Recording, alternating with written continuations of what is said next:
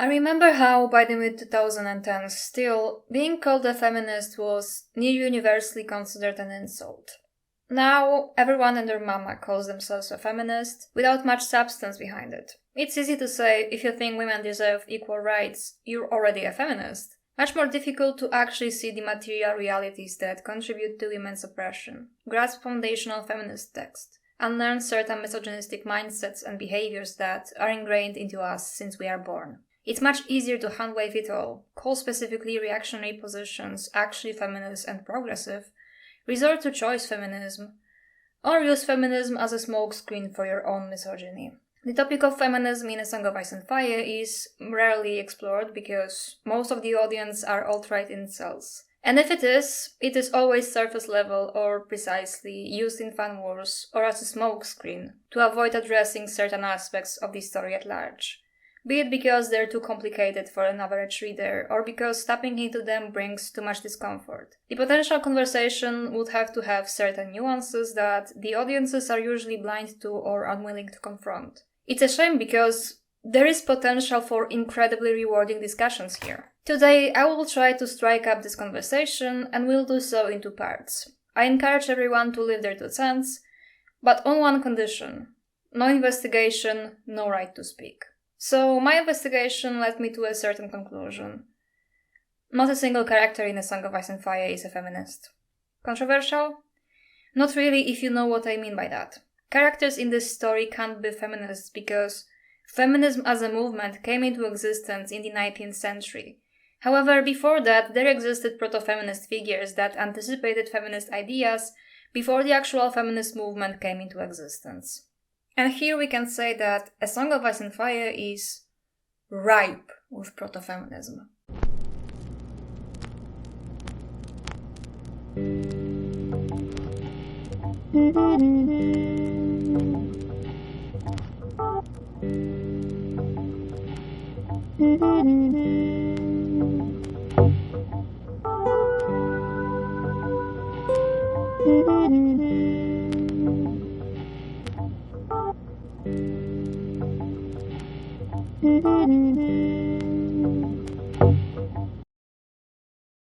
Before I start, remember that if you like my content, like, subscribe and share so that more people can see it. Make sure to click the notification button so that you never miss a new video. Also, you can listen to me on Spotify if you prefer.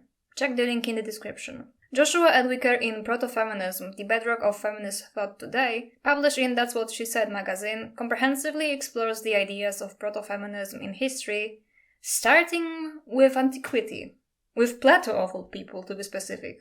In the Book 5 of the Republic, he said, "Are dogs divided into his and she's, or do they both share equally in hunting and in keeping the watch and in the other duties of dogs? Or do we entrust to the males the entire and exclusive care of the flocks, while we leave the females at home, under the idea that the bearing and suckling their puppies is labor enough for them? If women are to have the same duties as men, they must have the same nurture and education." This belief was supported by a Roman philosopher, Gaius Musonius Rufus. In That One Should Disdain Hardships, he states, "All human tasks are a common obligation, and are common for men and women, and none is necessarily appointed for either one exclusively." Medieval Europe did not necessarily believe in those ideas, especially since Christianity had a strong grip on them. And with it, the belief in the innate guilt of all women, originating from the Book of Genesis. That did not stop medieval women from challenging these beliefs. Edwicker brings up Christine de Pizan, an especially influential figure in that regard. In her The Book of the City of Ladies, released in the early 15th century, she defends the nature and capacity of women by exploring the roles of a wide range of talented women throughout history, tackling issues still relevant in the 21st century, such as sexual violence, but especially de-education. Moving on from the Middle Ages, Mary Wollstonecraft, a British writer and the mother of the Mary Shelley, the author of Frankenstein, is widely considered to be perhaps the first proto-feminist. She compiled her beliefs in A Vindication of the Rights of Woman in 1792, considered a classic text of feminism. To put things into perspective, Wollstonecraft lived around the French Revolution, meaning that her ideas predated the actual rise of feminism by half a century, with the first wave of feminism usually being placed around 1848. Wollstonecraft believed that the core of women's liberation is, of course, comprehensive education. She argued that the education women received at the time existed solely to make them ornaments for men. She was also probably the first one to note that the institution of marriage is, in essence, legalized prostitution, since only marriage guaranteed women relative stability. And that was not necessarily only a matter for her contemporaries. It's alive and well in today's world as well. She summed up her thoughts on women's enslavement as, "Women were created to be the toy of man, his rattle, and it must jingle in his ears, whenever, dismissing reason, he chooses to be amused."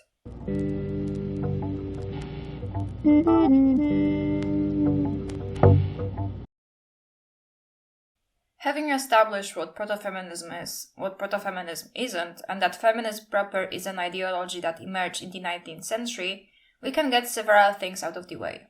Once more, no character in A Song of Ice and Fire is a feminist. Period. It's physically impossible. They have no foundational texts to guide them, no ideological groundwork, no wave of feminism actually started in that universe. However, the book is full of proto-feminist ideas, and George is not shy about how feminism influenced him. There was a period in my life when I would have called myself a feminist, back in the 70s, when the feminist movement was really getting going, and growing out of the counterculture of the 60s, he says. But the feminist movement has changed. Sometimes in the 80s and 90s I read some pieces by women saying that no man can ever be a feminist, and you shouldn't call yourself that because it's hypocritical. So I backed off. I thought that if the current crop of feminists believed that no man can be a feminist, then I guess I'm not one. To me, being a feminist is about treating men and women the same, he said.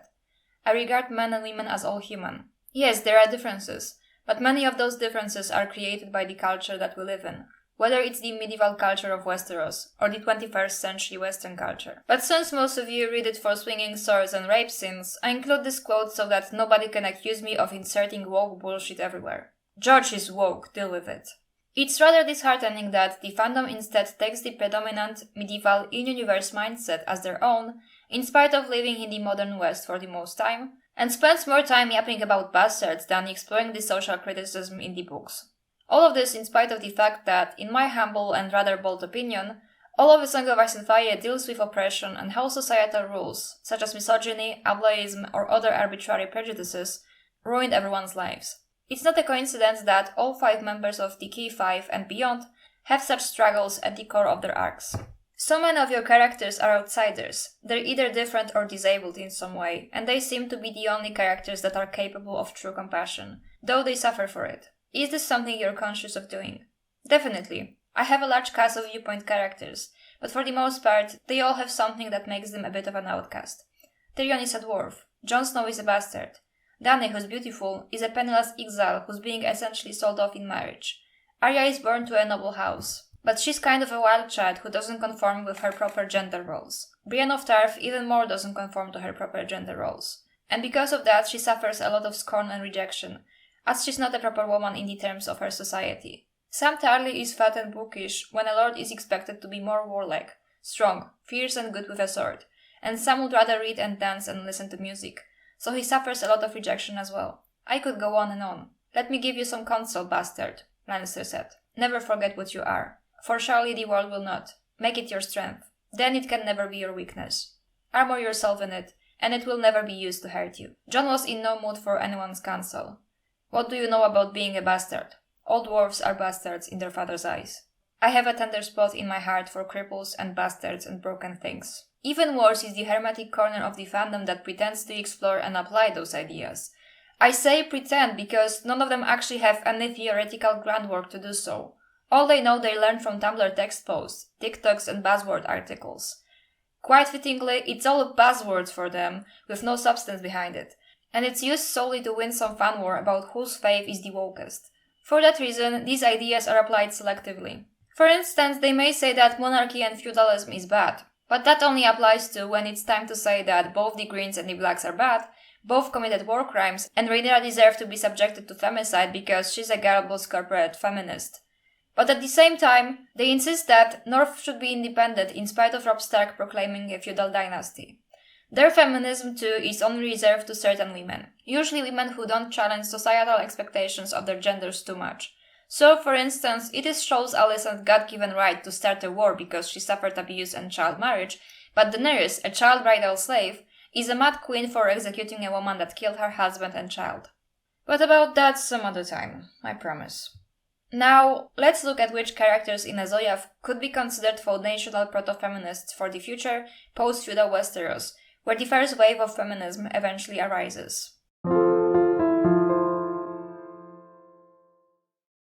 Unlike other queen consorts, both Visenya and Rhaenys could be considered Aegon's genuine co-rulers. They had powers to enact laws and sat the Iron Throne in Aegon's absence. It is, however, Rhaenys who took special interest in the problems faced by women. Queen Rhaenys also took a great interest in the small folk, and had a special love for women and children. Once, she was holding court in Aegonfort. A man was brought before her for beating his wife to death. The woman's brothers wanted him punished, but the husband argued that he was within his lawful rights, since he had found his wife abed with another man. The right of a husband to chastise an erring wife was well established throughout the Seven Kingdoms, save in Dorne.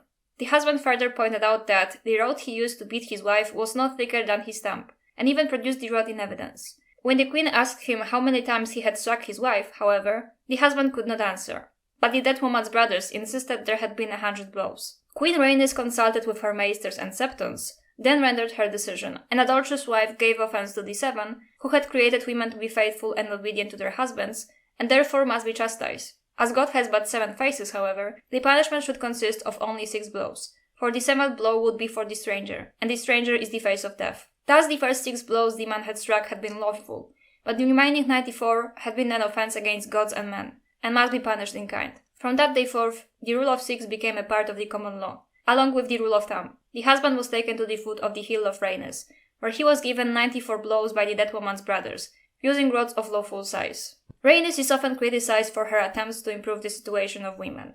Why didn't she forbid domestic violence in its entirety?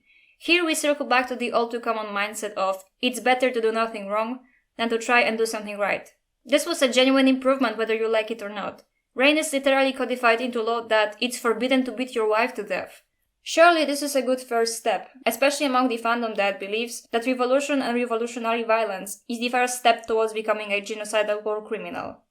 By all means, you guys should praise this measured small steps approach, given your previously established mindset. Good Queen Alysanne, though not without her flaws, could easily be described as one of the first proto-feminist figures in Westerosi history. While Alysanne was merely a consort to Jaehaerys, she used her influence over her husband to enact what would be one of the first laws that protect women. Men oft speak today of Queen Alysanne's laws, but this usage is sloppy and incorrect. Her Grace had no power to enact laws, issue decrees, make proclamations, or pass sentences. It is a mistake to speak of her, as we may speak of the Conqueror's queens, Rhaenys and Visenya. The young queen did, however, wield enormous influence over King Jaehaerys, and when she spoke, he listened. The first of Alysanne's attempts to protect women was her establishment of women's courts. The queen held the first of her women's courts, which were to become an important part of every royal progress to come. Only women and girls were welcome at these audiences.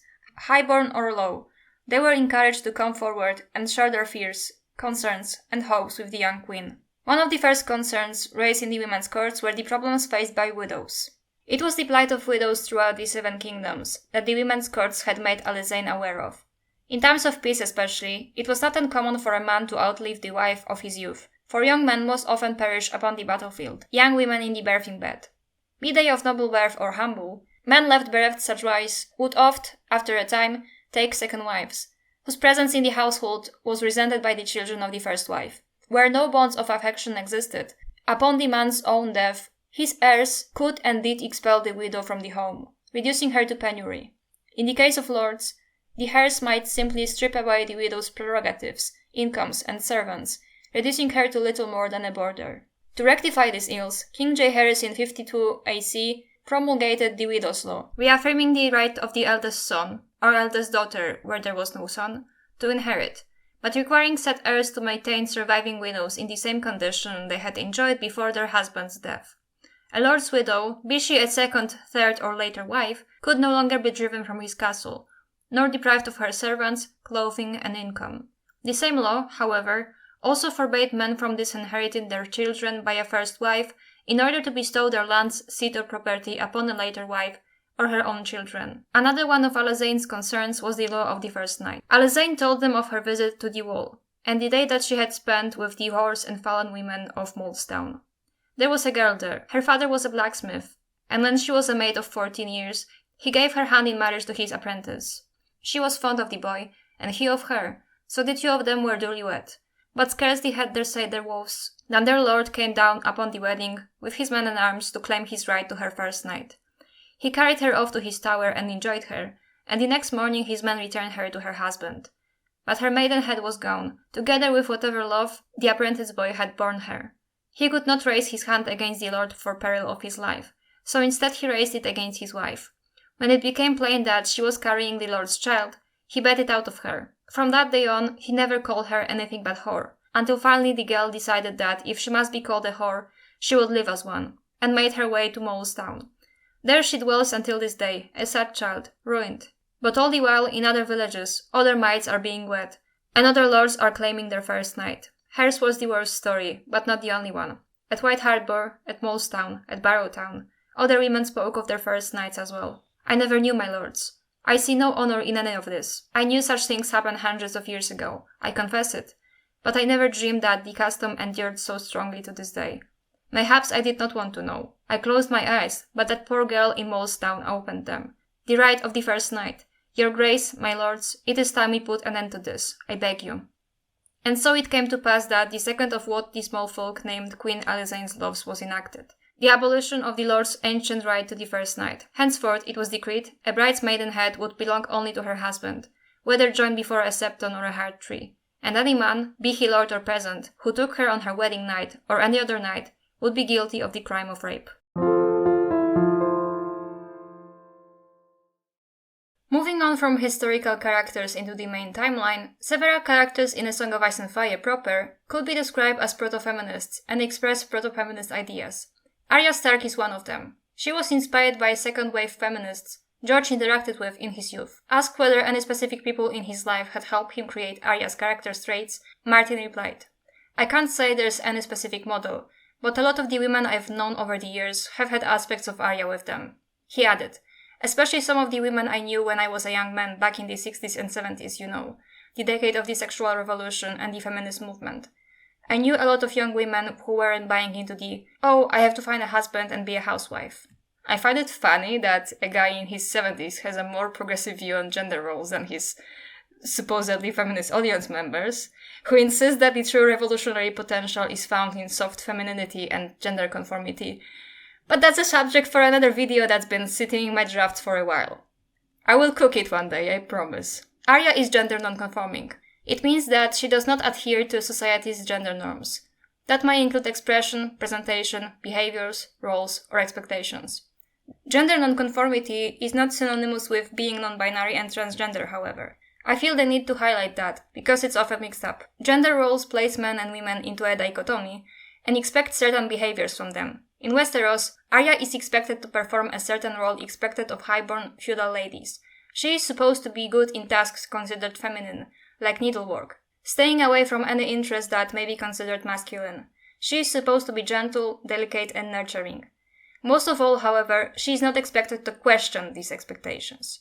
Being gender nonconforming is never easy, especially for women, but it becomes even more difficult in a society as strict in these matters as the Westerosi one. For that reason, Arya struggles with a lot of insecurity, exacerbated by other ladies at her household and her female guardians. "Let me see your stitches."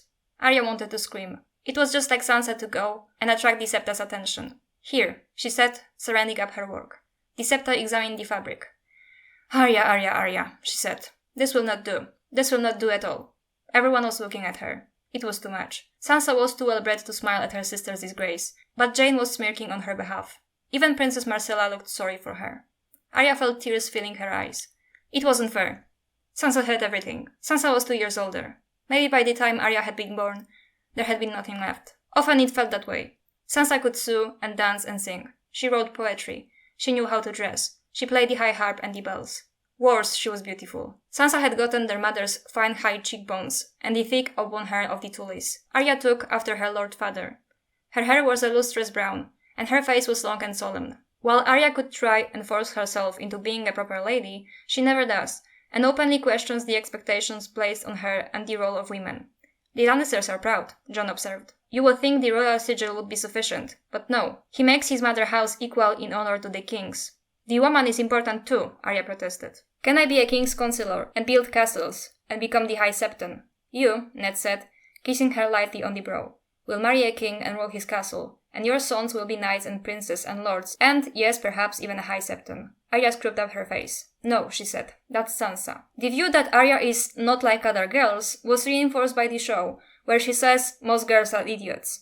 But that's because showrunners D&D believe that gender nonconformity equals misogyny or internalized misogyny, something the feminist audience also seem to believe in, since they are under the impression that Arya's dislike of gender roles means she dislikes women. That is, however, as far from the truth as possible.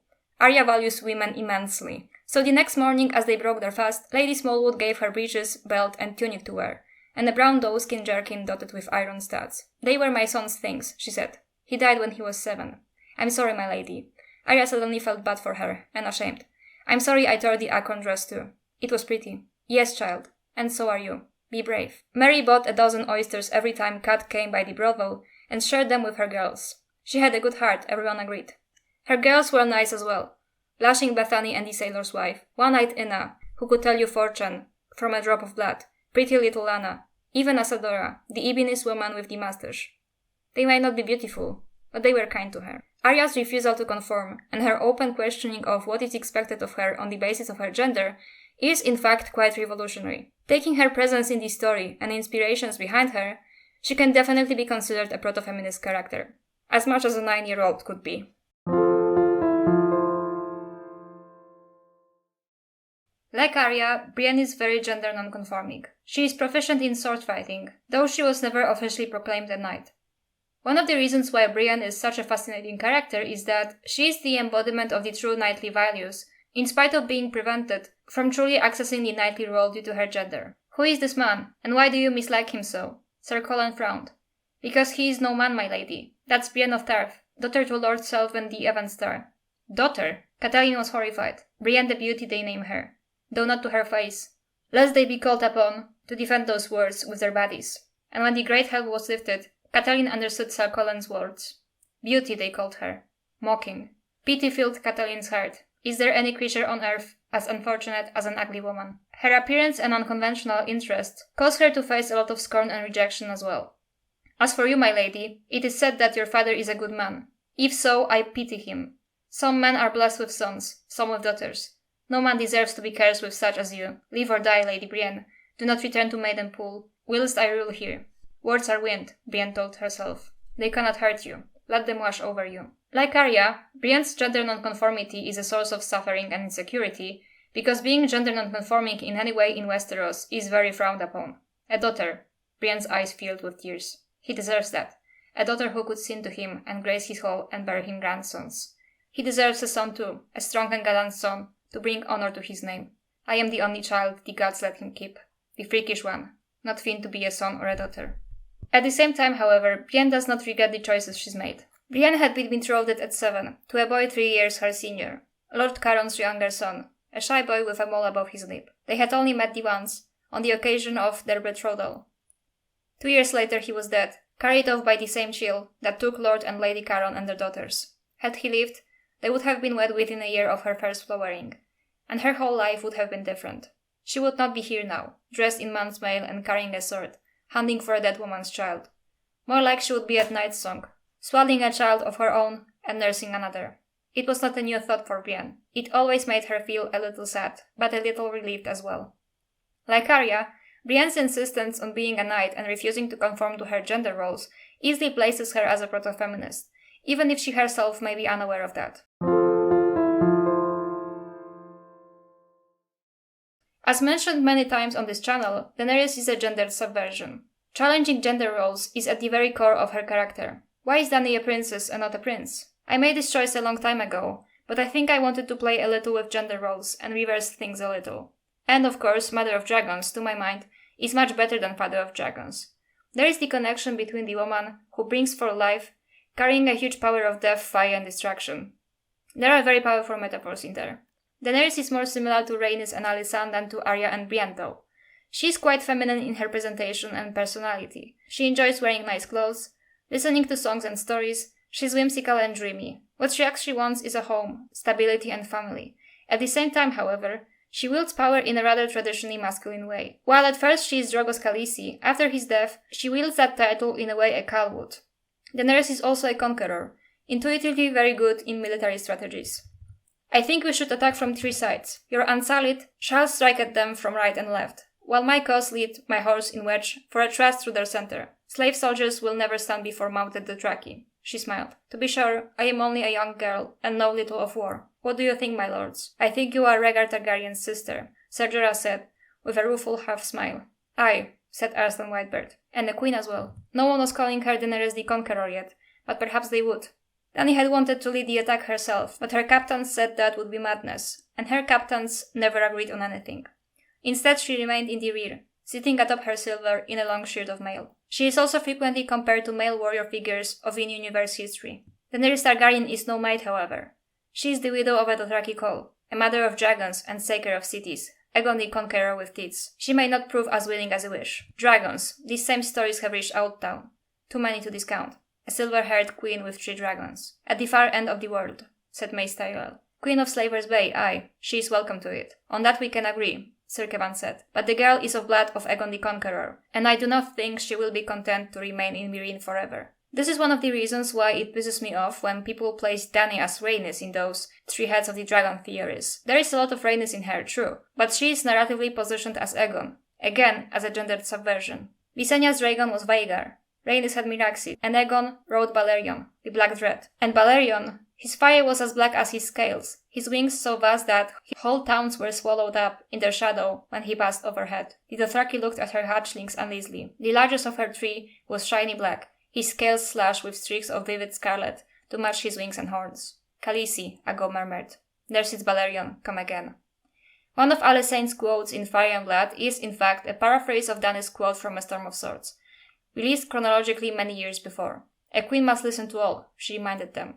The highborn and the low, the strong and the weak, the noble and the venal. One voice may speak you false, but in many there is always truth to be found. She had read that in a book. Above all else, a queen must know how to listen, Alysanne Targaryen often said. Daenerys implements the ideas of proto-feminism not by making empty speeches about gender equality, but through proactive actions. For instance, even as a bridal slave with no power or much authority, she is against wartime rape, something other hardened military commanders don't bother with. Dany's hand clenched hard around the reins, and she turned the Silver's head. Make them stop, she commanded Ser Jorah. Khaleesi, the knight sounded perplexed. You heard my words, she said. Stop them. She spoke to her Khas in the harsh accents of Dothraki.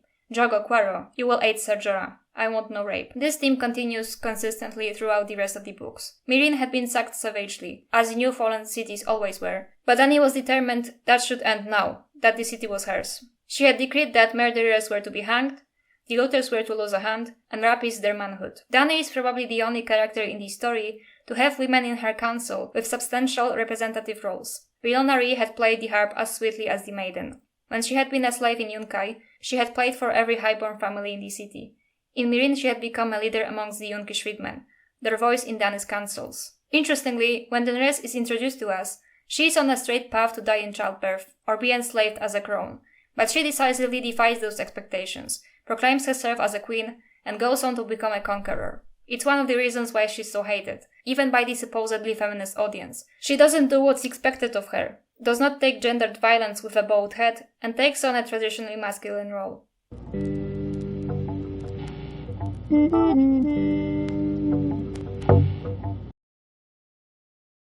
For the last time, not a single character in this franchise is a feminist, though the narrative is riddled with proto-feminist ideas, gender nonconformity, questioning the role of women in society, and so on.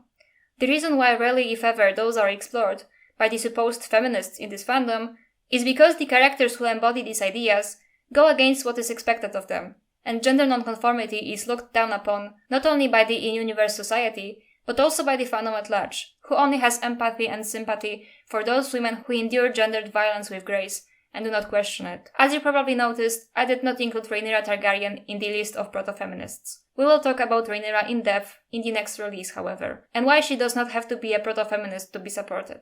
We will tackle more of that hypocrisy. There will be a lot of hating, I promise. Thanks for watching. Remember that if you like my content, like, subscribe and share so that more people can see it. Make sure to click the notification button so that you never miss a new video. And remember, Phoenix rises from the ashes, and ashes always land on top.